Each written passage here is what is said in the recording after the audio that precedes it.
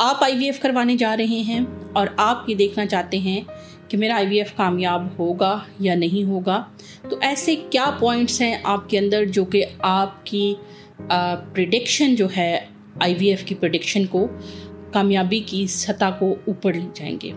आज हम बात करेंगे कौन से कपल्स हैं जिनके अंदर आईवीएफ के कामयाब होने का चांस बहुत ज़्यादा होता है।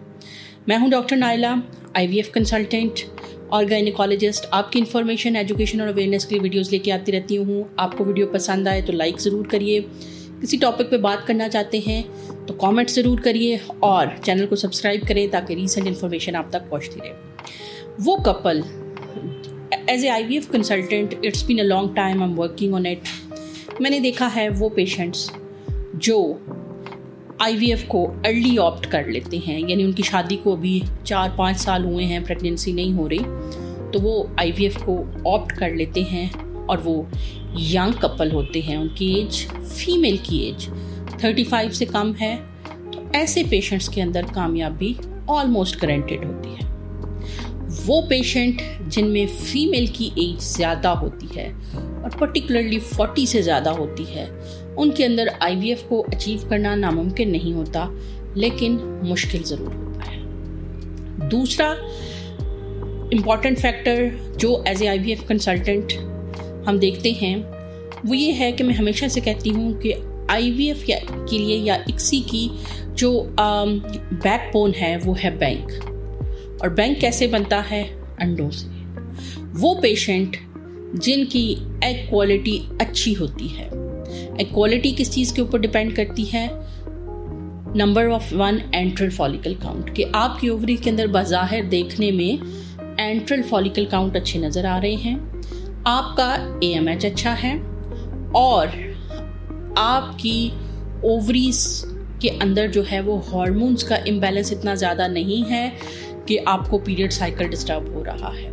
तो इसका मतलब ये है कि इनडायरेक्टली आपकी ओवरीज के अंदर जो अंडे मौजूद हैं उनकी क्वालिटी बेहतर होगी, आपकी लाइफ में स्ट्रेस बहुत ज़्यादा नहीं है, आप स्ट्रेसफुल लाइफ स्टाइल नहीं गुजार रहे हैं। तो इसका मतलब है कि आपके अंदर अंडे अच्छी क्वालिटी के होंगे। और अगर आपके अंदर एग्स अच्छी क्वालिटी के हैं तो इसका मतलब ये है कि आपका एम्ब्रियो बैंक बनने के चांसेस बहुत ज़्यादा हैं।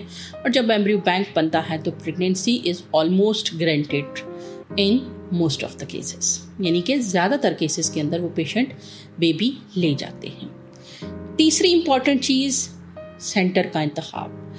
वो लोग जिनके हर सेंटर का अपना एक सक्सेस रेट होता है, वो पेशेंट, वो सेंटर्स जो अपने नंबर्स को लेके नहीं लेकिन अपने पॉजिटिव नंबर्स को लेके आईवीएफ की कामयाबी को लेके कंसर्न होते हैं।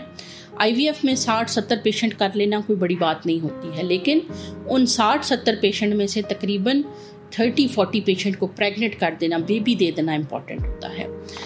किसी भी सेंटर के ऊपर जाएं तो वहाँ पे ज़रूर रिसर्च करके जाएं कि इनका टेक होम बेबी रेट या प्रेगनेंसी रेट क्या है। मैंने लाहौर के अंदर ही बहुत सारे सेंटर्स ऐसे देखे हैं कि जिनके अंदर जो है वो आईवीएफ तो बहुत ज़्यादा हो रहे हैं, लेकिन आईवीएफ की कामयाबी की रेशो इतनी ज़्यादा नहीं है। अच्छा सेंटर कौन होगा? जो अपना जो सक्सेस रेशो है वो 35 से 40% पे मेंटेन करते हैं। यानी अगर आप वहाँ जाएं तो आपको उनके स्टाफ से बात करके आपको वहाँ पे बैठे हुए पेशेंट से अंदाज़ा हो जाता है कि इनके पास पॉजिटिव पेशेंट मौजूद हैं या नहीं मौजूद हैं। तीसरी इम्पॉर्टेंट चीज़ जो सबसे इम्पॉर्टेंट होती है आईवीएफ प्रेडिक्टर में, वो है आईवीएफ लैब की इनर क्वालिटी। लैब जिसके अंदर आपके अंडे और स्पर्म्स हम दे देंगे, उनको अगर इन्वायरमेंट अच्छा नहीं मिलेगा तो उनका फर्टिलाइजेशन रेट, उनका ग्रोथ रेट और उनका एम्ब्रियो बनने का रेट उस अंदर के माहौल पर डिपेंड करता है। उस लेबॉर्ट्री के अंदर कितनी रीसेंट टेक्नोलॉजी यूज़ हो रही है, उनके एम्ब्रियोलॉजिस्ट इन्वायरमेंट को लेके कितना। देखिए, मैं तो गायनेकोलॉजिस्ट हूँ, मैं अंडे दे के निकालने के बाद मैं तो बाहर आ गई। अब अंदर की इन्वायरमेंट कितनी अच्छी है इस बात पे बहुत ज़्यादा डिपेंड करता है। हम खुद गायनेकोलॉजिस्ट भी इस चीज़ को मेक श्योर करते हैं, लेकिन फिर भी जो लेबॉरेटरी होती है उनके जो स्टैंडर्ड्स होते हैं उनको मीट करने के लिए एम्ब्रियोलॉजिस्ट और एंड्रियोलॉजिस्ट रिस्पॉन्सिबल होते हैं। और सबसे बड़ी बात ये कि जो उनको लीड कर रहे होते हैं उनके अंदर क्या इंटरनेशनल लेवल की टेक्नोलॉजी मौजूद है, क्या वो इंटरनेशनल लेवल के SOPs को फॉलो कर रहे हैं या नहीं कर रहे। और तीसरी इम्पॉर्टेंट चीज़ ये कि क्या उनके पास फ्रीजिंग की सहूलियत मौजूद है, क्या वो आपके एक्स्ट्रा बचे हुए एम्ब्रियोज को फ्रीज कर लेंगे, या जो इतने को दवाई देंगे कि 2-4 अंडे एम्ब्रियो बने और उनको रख के 15-20% जो चांस है उस पर आपको छोड़ देंगे, या आपके जो ज़्यादा बने हुए एम्ब्रियोज हैं उनको फ्रीज भी करेंगे और उसके बाद फिर आपको ऑनवर्ड प्रेगनेंसी में भी हेल्प करेंगे। वो पेशेंट जिनकी पहले कोई इवन मिसकैरेज हो चुका है या पहले उनके पास एक आध बच्चा है, अब सेकंड बेबी कंसीव नहीं कर पा रहे, उनके लिए तो बहुत ही अच्छी खबर है, उनका IVF रेशो वो पेशेंट जिनकी कभी प्रेगनेंसी नहीं हुई उनकी निस्बत बहुत बेहतर होता है।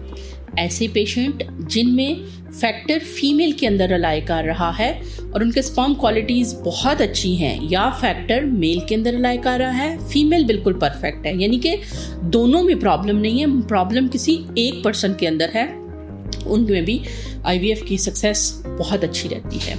जहाँ पे फैक्टर दोनों के अंदर है यानी अंडे और स्पर्म दोनों अफेक्टेड हैं, उस सूरत हाल के अंदर हमें फर्टिलाइजेशन रेट भी अच्छा नहीं मिलता और इसके अलावा हमें इम्प्लांटेशन रेट भी अच्छा नहीं मिलता। वो पेशेंट जिनके अंदर सब फर्टिलिटी की हिस्ट्री फैमिली से चलती आ रही है, यानी उनकी आगे पीछे भी बहुत ज़्यादा इनफर्टिलिटी है, तो इसका मतलब है जीन्स के लेवल पे प्रॉब्लम होने का खदशा है, तो उस पेशेंट का आउटकम ख़राब हो सकता है। लेकिन अगर you are the only couple in the family जिसके साथ ये प्रॉब्लम हो रही है, तो फिर आप कॉन्फिडेंटली IVF के ऊपर जाएं, प्रॉबेबली आपकी सक्सेस बेहतर रहेगी। तो ये थे कुछ मोटे मोटे फैक्टर्स जिसके ऊपर हमने बात की। बाकी आप जब डिटेल में अपने डॉक्टर से मिलें तो वो एक व्यू के अंदर आपको असेस कर लेगा कि you are an ideal couple for the ICSI और नॉट।